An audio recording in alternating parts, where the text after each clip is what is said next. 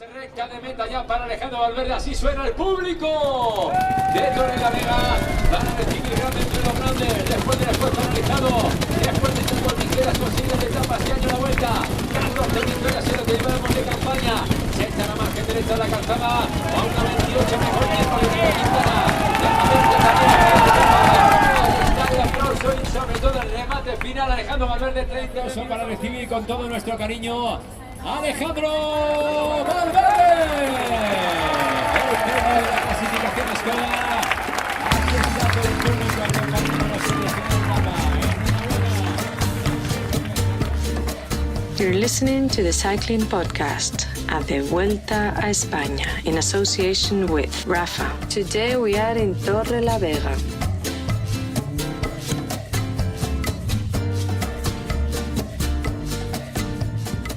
Hello, my name is Shmur. I'm with Daniel Friebe. Hello. Who Just we watching Rowan Dennis leaving the Vuelta a España as we speak. Rowan Dennis has He's left off the to the building. airport. Where's he going? He's left Which the airport? building. Which airport will he be going to? Bilbao. From here, Bilbao, maybe. Or he might be getting on a boat from Santander. Where does he live, Rowan Dennis?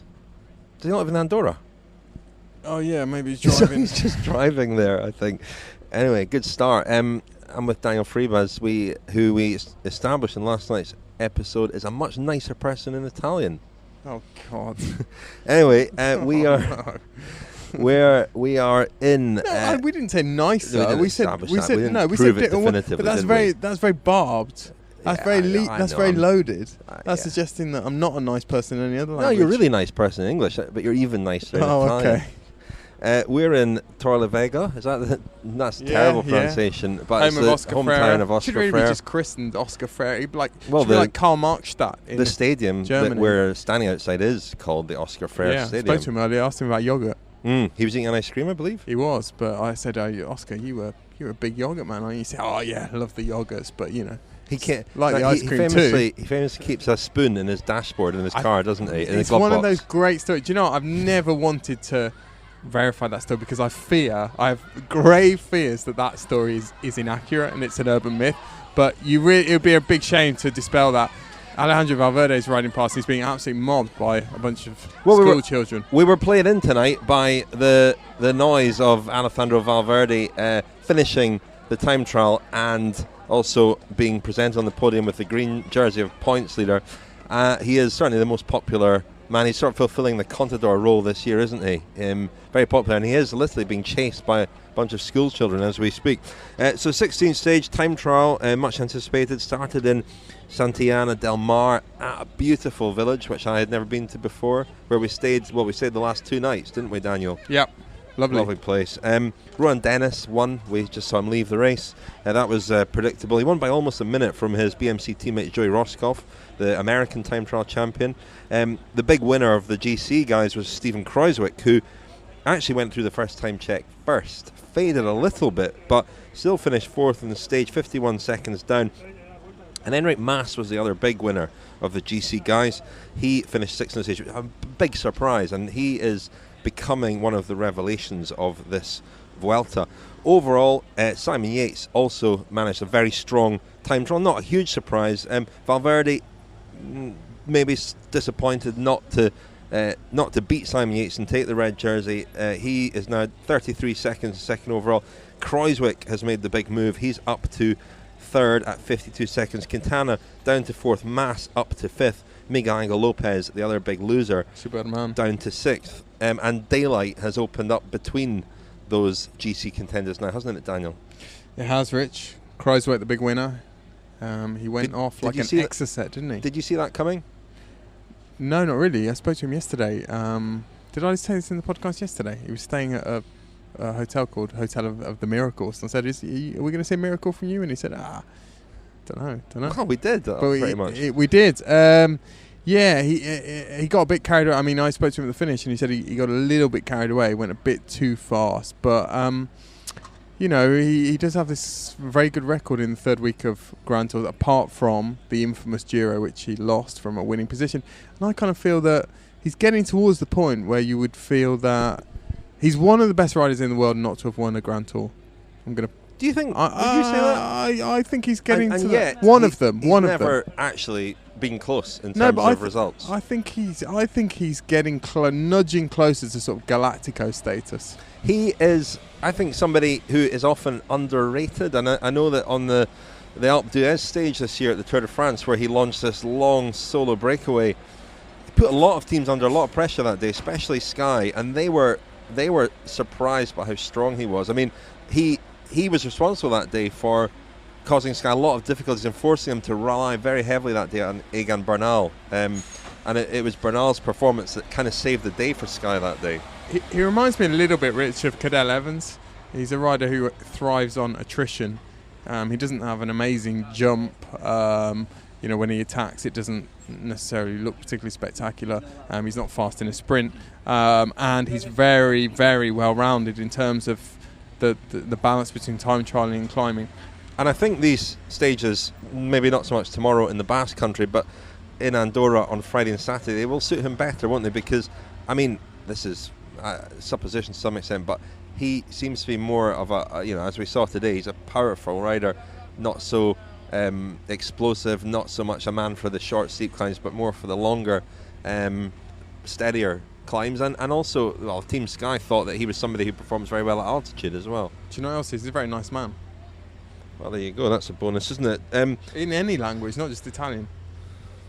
Daniel Ostanek, one of our colleagues, noticed that Sepkus, Lars Boom, Lindemann, Leeser and Bennett, all Lotto NL Jumbo riders, finished 153rd, 161st, 162nd, 163rd and 164th from the 165 finishes today. Packing the lower places. Now, that suggests that they took it as easy as they possibly could today, and it suggests that they have a higher mission in mind for the rest of the week, as of course they should.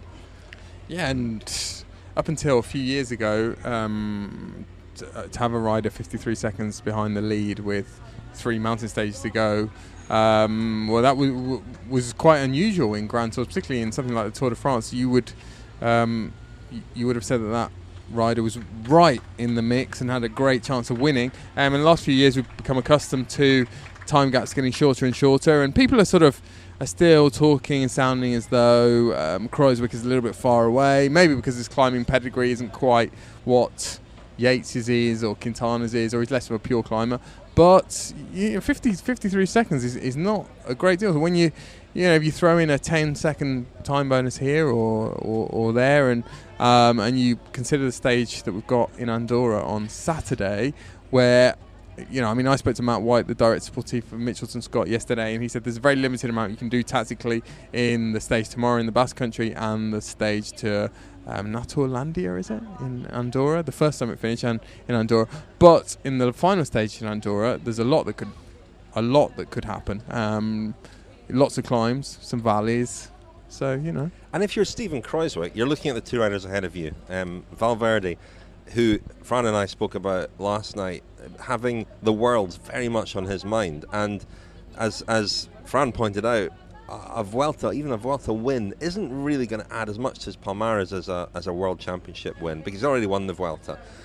Finishing second and third is going to be almost meaningless for a rider like Valverde. So he's got a real dilemma. If he doesn't feel like he can win the race, then what's he doing? And then Simon Yates, of course, if you're Kruijswijk, you're looking at him and thinking, well, at the Giro, he collapsed. And Simon Yates said tonight in his press conference that he's been quite candid and honest about this, saying that he doesn't know if he'll crack at the weekend because he still doesn't know why he cracked at the Giro.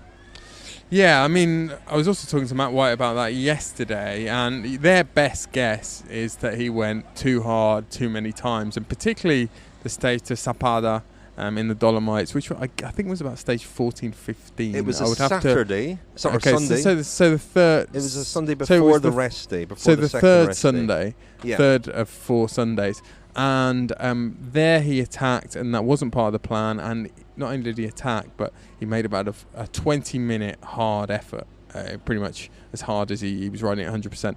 And they think that if there is a culprit, it was that plus the time trial effort 2 days later. which probably sent him over the edge into the red. And they've, very consciously, very deliberately tried not to do anything similar to that. This time, and they haven't needed to. I mean, he's still the leader, but he's also still the virtual race leader, in the sense that you wouldn't say that Quintana is 2 minutes better than him in theory in the Andorran stages. There are no time trials left to come, so he's the virtual race leader and he's the real race leader.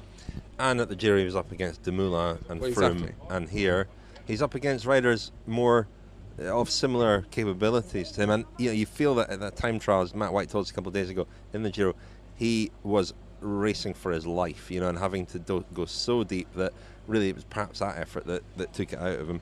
And today you feel like he rode a far more controlled race. Shall we hear from Jack Haig, his teammate, who is also up there in GC, and that presented a bit of a dilemma for him today. What was your kind of strategy there? Because you've got obviously a really important job. You've got a good position overall as well. So is it quite a difficult one to manage? It's actually very difficult. But I've said to a couple of people that I came here to try and do what we didn't do at the Giro. Me and Simon and the whole team worked incredibly hard at the Giro, and we came away with a lot of stage wins and a lot of really good results, but ultimately not what we came there for. And to be honest here, I'm willing to sacrifice everything to help Simon do what he has to do to get that red jersey. I think I was shown that in the breakaway when I set up to go back and make sure he was all right there, and other stages where I feel like I've managed to help him a lot. And yeah, my position on GC is good, and I tried to do a good time trial, but always never going 100% and never really digging deep, knowing that little bit of reserve makes a really big difference in these last sort of 3 hard days, tomorrow and the 2 Andorra stages. What's your feeling about how Simon is? I understand as well the team booked a couple of hotel rooms near the finish to just make it as easy as possible for him today. Yeah, we're quite lucky. The team is really stepping up. I think they're realising also that we're a proper GC contender team now, and it's changed a lot from when we were trying to win stages and race classics, and they're taking those extra little steps. Like at the start, me and Simon had a little hotel room to relax in after we did a lap of the course this morning, and just being able to lie down and not be in the bus with the atmosphere of everyone looking for radios and trying to get ready in their stuff. We can just chill. My girlfriend came over, we hung out, and it just makes it a whole lot more relaxing and easier. The community around the world, stories and films with the most compelling characters, the world's finest apparel. Explore the world of cycling with Rapha. Thank you very much to Rapha, our main sponsor. Very grateful indeed to them. A reminder that I always do this when Daniel's with me on, is it Sunday or Saturday? I can't remember now. The Sunday, the Women's 100 ride. I'll just check that. It is indeed Saturday. Sorry. Saturday is the Women's 100 ride. Lots of them happening around the world. Go to rapha.cc and look for Women's 100. Still register for a place if you fancy that, and the Cycling Podcast Femina ride will be led by listener Hannah Nicklin. Got a good, should have a good turnout for that. Lots of coffee stops. Anyway, lots of coffee stops. Daniel, today I presented Ben King with his Pédaleur de Charme t-shirt, beautiful Rapha t-shirt. He was voted by the listeners Pédaleur de Charme for week 2. Here's what he had to say. It's an awesome honor. I know of the award, and your wife's definitely a listener. We know that. I've seen it go to some very classy guys, so it's a very special honor. Cool. Well, you can have the t-shirt. Can I ask you just about the time trial as well? Sorry for sounding like an idiot because I just finished the TT, but no, it's understandable. How was the course? I mean, pretty much how you expect it to be, or a little bit harder? No, actually, it was.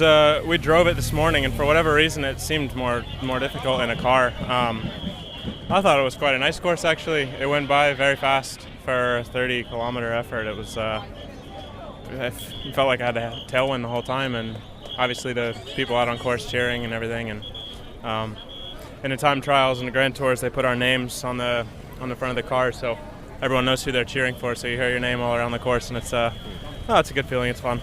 Is that also a sign of the form that you have at the moment? Well, I did have a rest day yesterday. I treated today more or less as another rest day.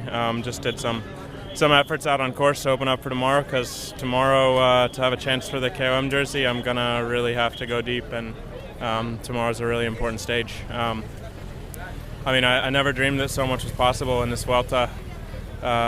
Came in with the goal of protecting Louis Meintjes for the overall, and looking for an opportunity to nab a stage for myself, and to come away with 2 stages and now be close enough to be competitive for the KOM jersey is it's really special. I've been doing this a long time, and this has been the most rewarding month of my career results-wise, and just the feelings that I have on the bike. Not forgetting the Pédaleur de Charme t-shirt as well. Just finally, we heard today you've been selected for the US team for the World Championships as well. That must be something you're looking forward to. Yeah, 100%. I know it's a really challenging course, but it's a huge honor to be included in that selection and representing America, representing my country. And the last World Championships that I did was in Richmond, Virginia, where I was born. So. Anytime you put on the Stars and Stripes, it's a really special feeling. Ben King there, telling us a bit about the time trial course, because it looked pretty hard. It looked harder on the road than it did in the profile, which is not unusual for the Vuelta. Also, just talking a little bit about being selected for the World Championships coming up in Innsbruck, for which Rohan Dennis has left. He's thinking of the team time trial as well as the individual time trial there, of course. Oscar Freire, though, Daniel, I mean, you love meeting people Oscar like Freire. Oscar Freire. No, but I love Oscar Freire. He's one of my favourite riders of all time.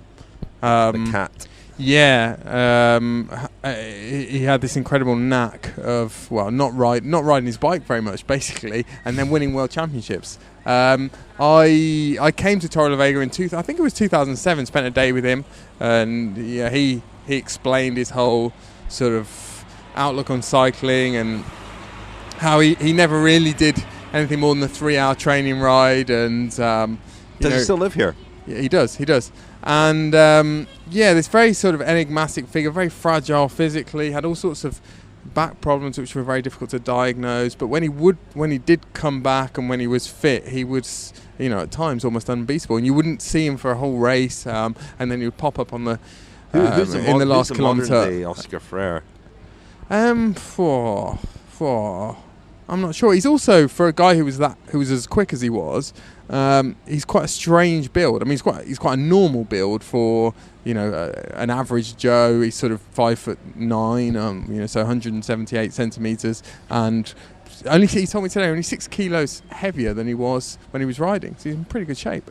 But yeah, sort of not that dissimilar to Valverde in his build. Quite skinny. Yet was incredibly explosive. He was a pretty good climber, certainly in one-day races. Kwiatkowski, kind of similar build, class. Yeah.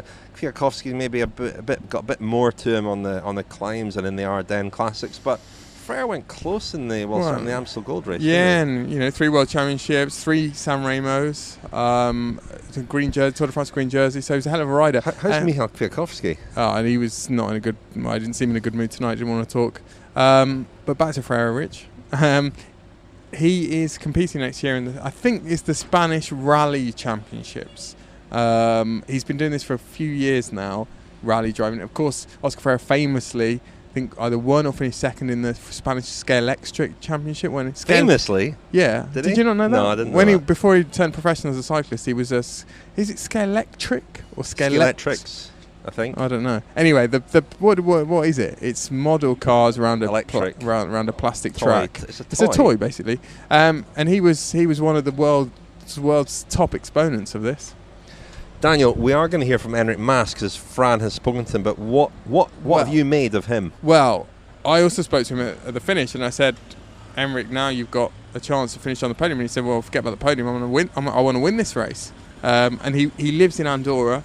And he was very. They all live in Andorra. Well, he was very, very bullish about the fact that he knows the roads in Andorra, and he feels very good about those 2 stages, which we know now are going to decide this Vuelta. But I was astonished by his time trialing today. Quick Step, the whole Quick Step team were extremely good. all performed better than form. And yeah, I would be, if I was Simon Yates or Quintana or Valverde, I'd be very wary of Mas now. It's still very open, isn't it? It's still very open. Extremely open, yeah. My rivals are very experienced in time trials. I knew Kruijswijk would perform better than me, and I thought Pinot would too. I'm happy with the result. We'll see tomorrow. It was a tough course. On the eve of the race, we were told it would be flat, but it wasn't. When we came to Reykjavik, we saw it would all be about power, and it would be best to use a 58-tooth big ring. I had to use the small ring too, though. I'm in great shape, and the outcome has been pretty good. Well, that was Enric Mas, a promised Enric Mas, and along with Enric Mas, we've been joined by Fran Reyes. We've lost Daniel, but we've been joined by Fran Reyes. Hello, Fran. Two Spanish young talents. You and Enric Mas. Yes. Yeah, well, he is a talent, isn't he? I mean, Daniel said he told him that he thinks he can still win the Vuelta. He didn't quite tell you that, but you know, he was the other big winner, as well as Steven Kruijswijk today, and probably the bigger surprise. Yeah, he's a very ambitious young man, you know, and one that takes cycling seriously, but not that much. So it's not strange that he gave away that words that he was capable of winning the Vuelta. He just enjoys cycling so much. But you were telling us, Fran, about, well, you don't have to tell us this, he's a small, slight guy, and you were telling us last week how well suited he is to the short, steep climbs that we've seen up to now. For him, a guy of his build, to put in a performance like that in a time trial and to beat, you know, so many good riders, including Simon Yates, it's quite extraordinary, really. Yeah, but we have to take into account that first, this is the third week of a Grand Tour, so a lot of efforts has already been made by the riders, and thus what prevails is rather the shape than the characteristics of the rider. And secondly, I find that this course was also very good, well suited to Enric Mas, since he of course had to move pretty big gears in the descent and the flat test sections of the course, but there were also some steeper parts where he had to use the small ring, which is his natural ability. You know, above all, we are speaking here about a talented, privileged engine with a mindset that enables him to go over his limits every time he wants to push a bit further. And he's part of a team that, you know, consistently over-delivers, overperforms and over-delivers. Yeah, I mean, just to tell you an anecdote that pretty much sums up everything that Enric Mas is about, back when he was a junior rider, he was taken by the Spanish national junior team to an under-23 race, one of the hardest in Spain, and he managed to finish up second. And he didn't finish up second by chance. He was up there with the best riders of the race, and as there was one rider up the road who was taking the victory, he just attacked in the last kilometer with a very cunning move in order to get that second classification. He was contending about against riders up to 26 years old, and being only 17, he managed to be second.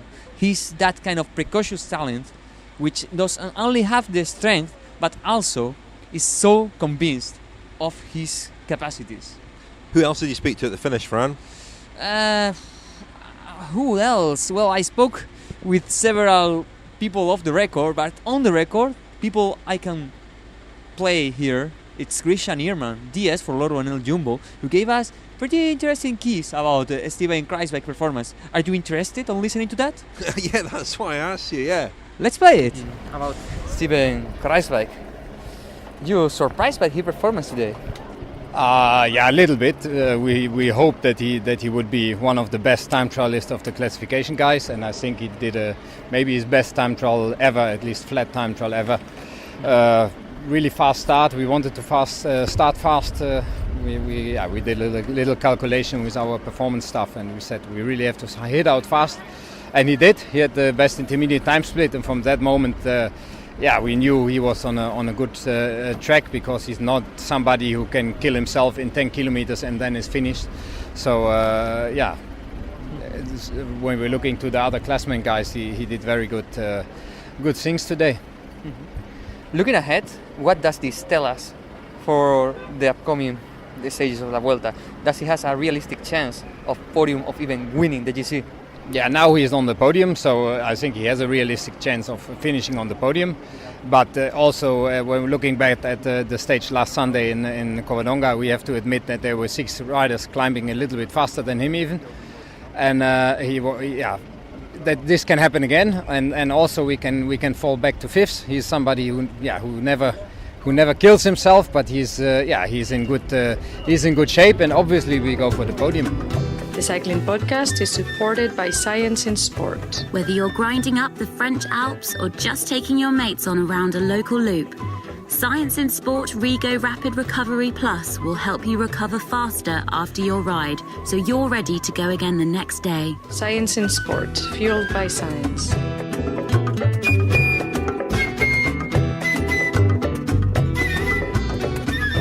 Thank you very much to Science in Sport for sponsoring the Cycling Podcast. You can get 25% off with the discount code. Fran, what's the discount code? CP25. Yeah, gonna do this every day until CP25, right? No, SISCP. SISCP25. Okay. At the website scienceinsport.com. SISCP25. That's it. Well done. 25% off all your sports nutrition products. And before that, we heard from Grisha Nierman, the sports director at Lotto NL Jumbo. Now that was quite interesting because there was an admission there that there were cracks in Kruijswijk's climbing performance at Lagos de Covadonga. A long climb. Daniel and I spoke about this earlier. How you tend to assume that he's better suited to those climbs than the short seat ones. But yeah, he wasn't. He didn't look the equal there of the pure climbers, and those are the sorts of climbs we're going to see Friday, Saturday in Andorra. But he is looking very good, and it would be, he's in the podium position. That would be his first podium finish in a Grand Tour. Yeah, that's a very interesting point to make because he's already a quite established GC contender. He's been in the top 10 of Grand Tours since 2013, if I am not mistaken. Yet he hasn't quite been on that height. Of course, the picture that springs to mind whenever we think about Kruijswijk was the dramatic crash atop the Col d'Agnello on the pink jersey and on a Giro Italia that pretty much was his already. And also, in my mindset, the second picture that comes to my mind is that defeat this year atop L'Alpe d'Huez after an amazing, extraordinary, great breakaway. So let's see if in this Vuelta it's finally his turn to change those defeat pictures, turn them into a victorious one. I get the impression that Daniel is imagining that Kruijswijk might be the man for the final week. We shall see. What about Movistar, Fran? A disappointing day for them. We thought that Valverde might take the red jersey today.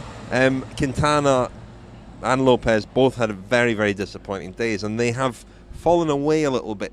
What's going to happen there now? We touched on this last night with Valverde and his world's ambitions, but if you look at the overall classification now, Valverde's 33 seconds down, so he's still right in it. Quintana 1:15. Quintana could still win this race, but not on the evidence of today's performance. Well, I'm still quite sure that Nairo Quintana is the strongest climber in this year Vuelta, but seeing the gaps that have been created in the previous mountain top finishes, I'm not quite sure that there are going to be a lot of them. I saw you getting a bit of stick for that claim that Quintana's the best climber in the race. On what evidence is Quintana the best climber in the race?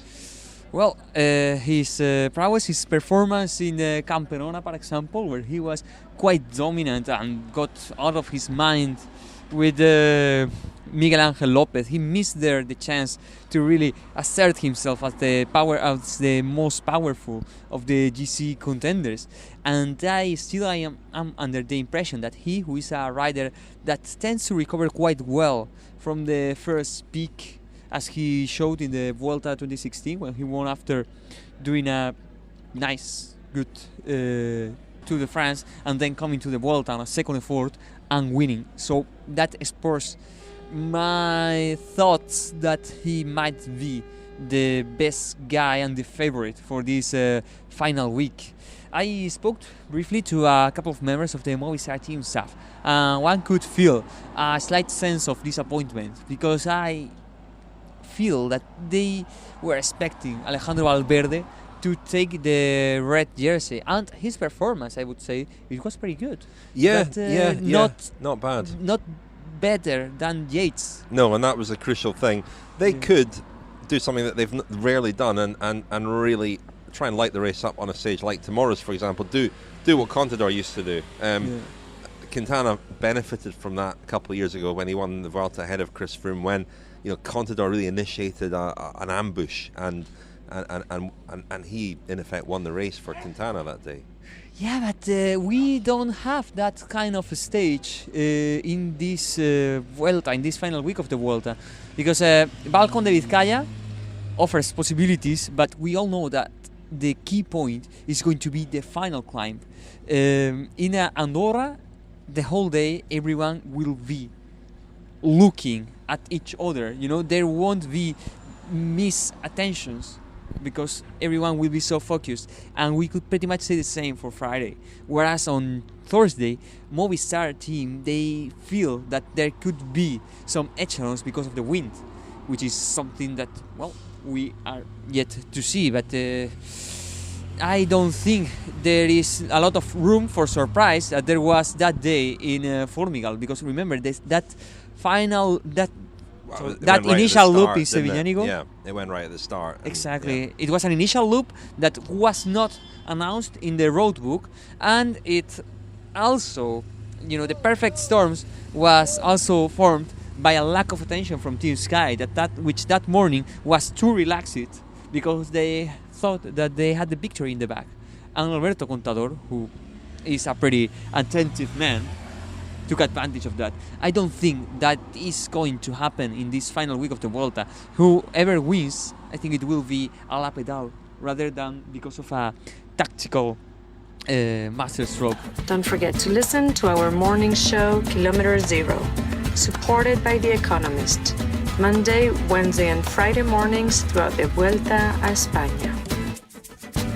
A reminder there that our Kilometer Zero series, supported by The Economist, comes out Mondays, Wednesdays and Fridays. So tomorrow's episode is a look back on the BMC team, which will, effectively fold at the end of the year and be reinvented as a new team next year. But it's really the end of an era for that team, and I went on the rest day to speak to a couple of people who've been stalwarts of that team pretty much from the start, Brent Bookwalter and Jackson Stewart, who's a DS, and what they said about the team, the life of the team, the Tour de France win in 2011, and this year with the death of Andy Rees and what that's done to the team, I find absolutely fascinating. So that's tomorrow's Kilometer Zero. That's Monday's Kilometer Zero, was a look at the sponsorship situation in cycling and the crisis facing some teams and the questions around the model, the business model for professional cycling. Little reminder that if you become a friend of the Cycling Podcast, you will be entered into a draw to win some lovely Rapha and Science and Sport goodies. If you're already a friend, you will automatically go into that draw as well, but you can become a friend at thecyclingpodcast.com. Lots of special exclusive episodes behind our paywall, and coming up, an audio diary by Connor Dunn and Larry Warbass from their now mythical no-go tour, which they rode instead of doing the Tour of Britain, with their team having folded on the eve of the Tour of Britain, Aqua Blue Sport. And I can tell you there's some fabulous stuff there. I mean, Connor Dunn was recording all the way through the announcement of the team folding and his thoughts and emotions and feelings, and then throughout his incredible ride with Larry Warbass through the Alps into Italy. And a lot of people followed their tour on social media, and I can tell you that the audio diary is going to be well worth listening to. We've also got a diary coming up from the Tour of Britain as well, which was kept by some of the Team Wiggins riders. So all that's coming up, and there's lots of other exclusive content if you're a friend of the Cycling Podcast. While I'm mentioning things, I will also mention again our shows that are coming up in November. Fewer than 100 tickets, I believe, left for each one. One at the Clapham Grand in London, one at St David's Hall in Cardiff, And you can get tickets if you go click on live events at thecyclingpodcast.com. Now, a few days ago we played an interview with Pavel Sivakov, the Team Sky rider who unfortunately abandoned the race that day. Young rider, interesting story. And I thought, let's go and find some other of the sort of Peloton's lesser lights. And one guy who's really caught my attention has been Jhonatan Restrepo, who I first saw a couple of years ago at the Vuelta in a breakaway. He was 21 at the time. He's 23 now. And after 3 years at Katusha, Restrepo has been let go. He's been released. They have clearly given up on him, which to me seems like a shame for such a young rider. He lives in Majorca, the Spanish island, famous cycling island. Fran, do you know much about Jhonatan Restrepo? Well, I can tell you some random anecdote. His name is Jhonatan, because of course he instead of having the H or after the T, he has after the H. The Apparently after the J. After the J, sorry. So apparently this name was picked by his grandmother, and it was her who wrote it down, and hence they decided to respect the orthography even if it wasn't correct.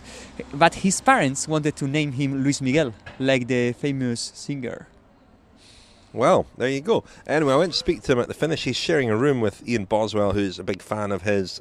He's really says he's a very positive, fun guy to be around, always very upbeat. And yeah, here's what he said at the finish of the time trial. Yeah, for the moment, it's good Vuelta for me. I was happy with my Vuelta. Also, I can win. Then I can win one stage in the next days. I tried to bring my maximum, to give my maximum. For sure, I want to win the last days. Was so close with the marquee, but with the legs don't have power in the last moment. It's no power. What kind of rider are you? We've seen you in moves on hilly stages, but you're quite you're a sort of ruler, aren't you? You're a bit of a sprinter as well, I believe. I don't know. I don't know also my body, because sometimes I can do really good climbs and sometimes I can do really good sprints. And the next year I try to lose more weight, and for sure I try something in the classics, and for sure I can do something. But the first point is lose weight the next year, and then I see, because in this Vuelta I see my numbers with the climbers is also good, but I need to lose weight for going the front. Where are you from in Colombia? I'm from a small city in Caldas, it's Pácora, but I live in Antioquia, and close to Medellin, in La Ceja, Antioquia. It's in the how is this in the altitude? I live 2,500 meters in the altitude, and so good for training there. You're still a young guy, but I understand you've not got a contract with Katusha next year. What are your options next year? Have you got other teams interested? Yeah, I have other teams, and I wait for the moment. I want to see the best team, and I am waiting also for this. But the first moment is I am really focused in the Vuelta, and then I see the chance. I mean, are you disappointed not to stay with Katusha? Why are you not staying there? Do you know? Yeah, it's a nice question. I think you need to say this in the manager. And for the moment, I don't know nothing. Why don't bring me the new contract? But it was so nice time. I passed really good time here. I learned a lot of experience. They bring me the first opportunity for going the World Tour. I am really happy with the team, and also it's good. And do you think you'll be World Tour next year? And would you like to be in a team that maybe has an emphasis on the classics, if those are the races you want to do well in? The classics, the like Lombardy, like Liège, like Flecha, like this I can do. Also in the cobbles I can do something, but for the moment I need focus now, and then in December, November I need really focus for the next year, because if I want step, the next step, I need for sure lose more weight, and then we see the results. So you're very motivated? Yeah, of course. And you're sharing a room with Ian Boswell, I believe. Yeah, for sure. Ian is the best roommate in my career with Katusha, because he's so fun. He's always happy with me, and for sure he's the best mate for me. You speak very good English. A lot of the Colombian riders don't speak English. Where did you learn to speak such good English? Because when I arrived the 3 years ago, I arrived in the team, I don't speak nothing, and in the meetings and in the radio, in the race, I don't understand nothing. I feel really bad for this, because the riders from the other country, they speak with me, and I don't understand nothing, only hello and bye. This is really bad, and I prefer. And the second year, I learn in the phone, also the computer every day, 3-4 hours in the day, and then with the teammates I learn more fast. I need also continue learn, because I need more. So that was the latest in our occasional series of interviews with some of the pelotons, some of the guys that maybe we don't know so much about. We'll maybe look out for a few others over the next few days, but let's leave it there. An interesting time trial which has opened up things in the GC, but not decided anything, and I think we can look forward to a really interesting, unpredictable final few days of the Vuelta. And you'll be with me for the journey, Fran. Yeah. Thank you very much for tonight. Yeah, thank you very much, Rich. See you tomorrow.